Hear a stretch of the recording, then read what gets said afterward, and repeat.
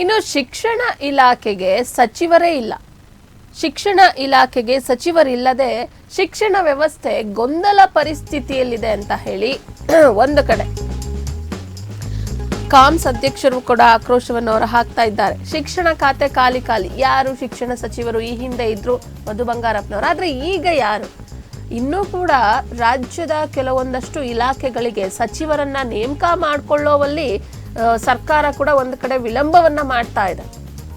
ವಿದ್ಯಾರ್ಥಿಗಳ ಭವಿಷ್ಯಕ್ಕೆ ಯಾರು ಚುಕ್ಕಾಣಿಯನ್ನ ಹಿಡಿತಾರೆ? ಯಾಕಂದ್ರೆ ಶಿಕ್ಷಣ ಸಚಿವರೇ ಇಲ್ಲ. ಹೊಸ ಶಿಕ್ಷಣ ಸಚಿವರ ನೇಮಕಕ್ಕೆ ಒತ್ತಾಯವನ್ನ ಕೂಡ ಮಾಡಲಾಗ್ತಾ ಇದೆ. ಶಾಲಾ ಸಮಸ್ಯೆಗಳನ್ನ ಕೇಳೋರೇ ಇಲ್ಲ. ಪ್ರತಿಯೊಂದು ಶಾಲೆ, ಸರ್ಕಾರಿ ಶಾಲೆಯಲ್ಲೂ ಕೂಡ ಸಾಕಷ್ಟು ಸಮಸ್ಯೆಗಳಿರುತ್ತೆ.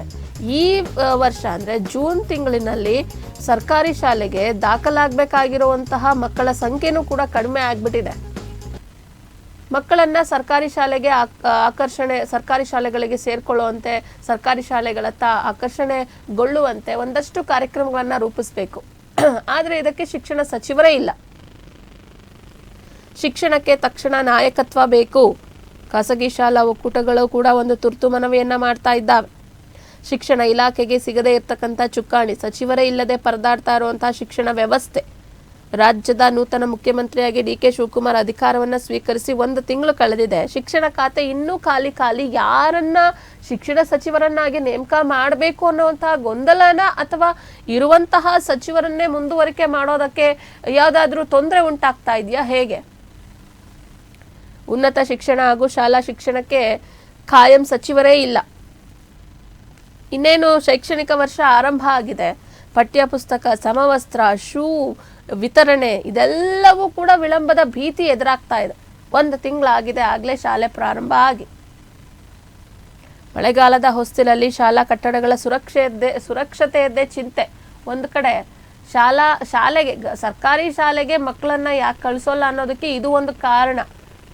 ಕಟ್ಟಡಗಳು ತುಂಬಾ ಹಳೆಯದಾಗಿರುತ್ತೆ. ಈಗ ಮಳೆಗಾಲ ಆರಂಭ ಆಗಿದೆ.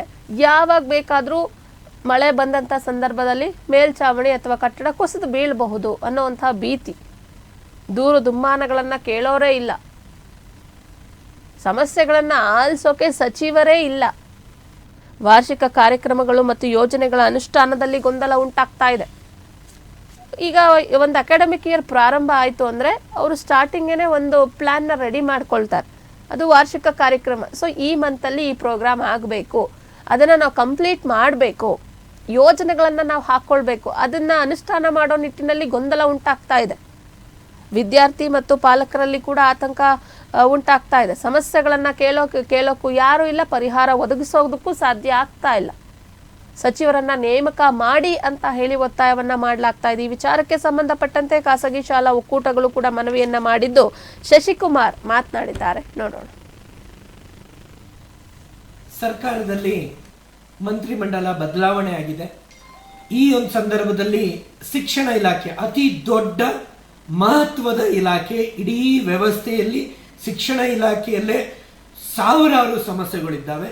ನಮ್ಮ ಸಮಸ್ಯೆಗಳಂತೂ ಎಂದಿಗೂ ಬಗೆಹರಿದಂತಹ ಸಮಸ್ಯೆಗಳಿದ್ದಾವೆ.